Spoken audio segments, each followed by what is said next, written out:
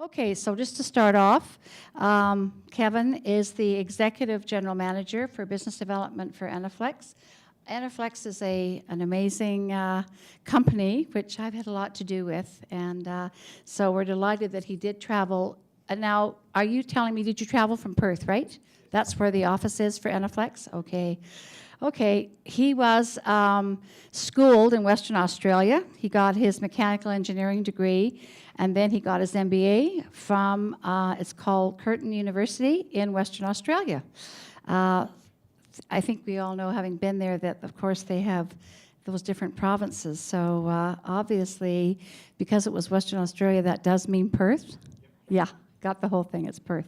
And anybody that's been there understands what it's like to travel in Australia. So much like Canada, that's why I think can relate to it. Unfortunately, I had the great opportunity of going, actually, on the last, from Sydney to Perth, actually, over to India and over to South Africa. Yeah, it's really a great trip, and I love Perth, and I love the sailing part. So just to tell you a little bit more about Kelvin, he's worked in project construction management in Australia and internationally for 15 years. So currently, as the Executive General Manager for Business Development for Enerflex, he's responsible for revenue generation and growth. And it's predominantly, of course, servicing the oil and gas industry.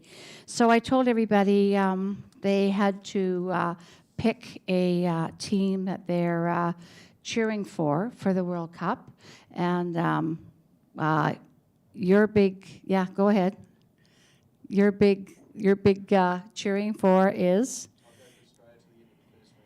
Oh, see there, can't even do odds with him. Okay, welcome, Kelvin. Come on up, and then I'll come back and introduce our two panelists. Thanks very much. Oh, well, thanks, everyone. I wasn't sure about the audience we had today, so I've put together a reasonably high-level presentation, but happy to take questions at the end or along the way. If something jumps, just yell out. I'll put in a few collateral facts around Australia as we go along. But first, the people that brought me here, they need to get the plug to get me up here. It's my employer, it's Enerflex, part of the Toromont Group. So for those of you that aren't familiar, global supply of gas processing and compression systems. We turn over about $2 billion a year in sales, 3,500 employees, and 30 years experience.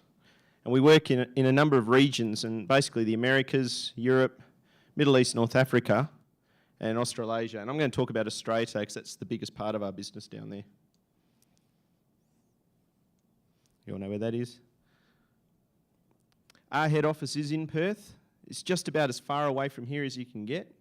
I leave on Sunday at lunchtime and I get home at Tuesday afternoon, and that's just airport, plane.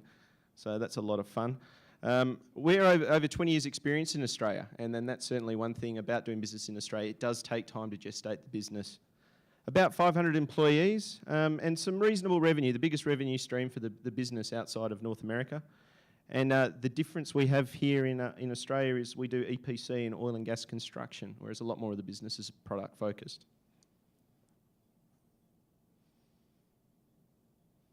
And I promise this is the last slide on the company. But these are our businesses we're in Australia.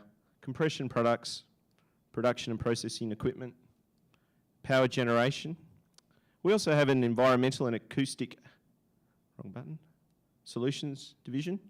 And then in the middle is our business that pulls all of the arms of this, either part or completely, into a full total project solution.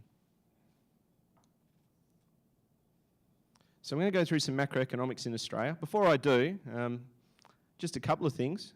Australia is home to the most deadly snakes, spiders, and sea creatures in the world. So that usually puts people off travelling down to Australia. One of my colleagues from Canada was down recently, and there was a spider in the front of his four-wheel drive, and it crawled across the windscreen. I knew it wasn't a poisonous one. I said, "Oh, is that your pet?" He almost crashed screaming, "Kill it, kill it, kill it." But so don't let that put you off travelling. It's a great place. So we're about oil and gas today. This is a global petroleum show. And really, the gas industry is what's driving Australia. There's not a lot of oil in Australia. We import oil. We have some refining capacity. but typically the way the country has moved is to try and use its natural gas abundance to fuel its power generation and its industry.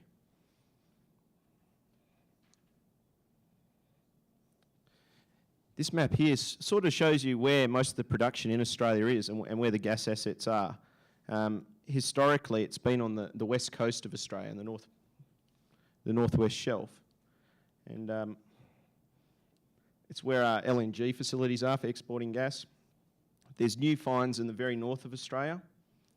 And down here are the more traditional basins. Gas was for domestic east coast of Australia, came out of Bass Strait, and also from the middle, these things, and also from the Moomba Basin.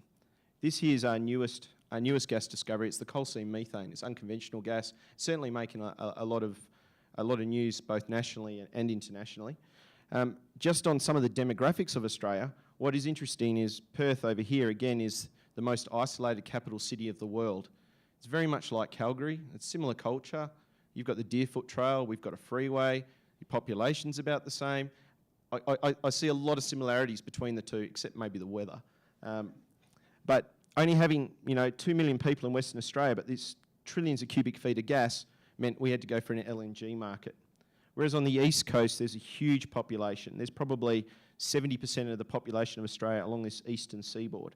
And that's reflected in this pipeline network here to move that gas around.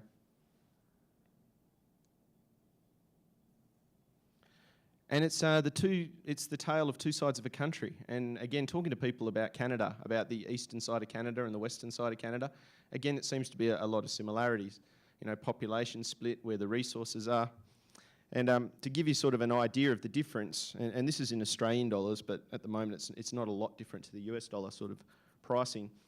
On the west coast of Australia, gas sells from anywhere between $7 and $15 a gigajoule, which is 1 million standard cubic feet, close enough anyway. But on the east coast, it's only $3 to $4. Now that seemed quite surprising to a lot of people, going, well, if the population's here, you think the gas take-up would be a lot greater.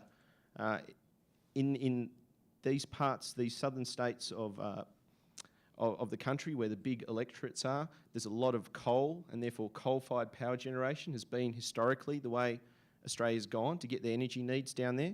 And there's a very strong network of power and a very active trading market there. Because of that, and because there hasn't been a lot of gas, the price stays at fairly low. On the west coast, there's a lot more primary industry. You'll see a pipeline here.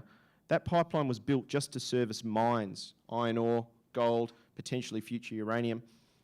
And this pipeline here, again, to service industries like aluminium and power generation.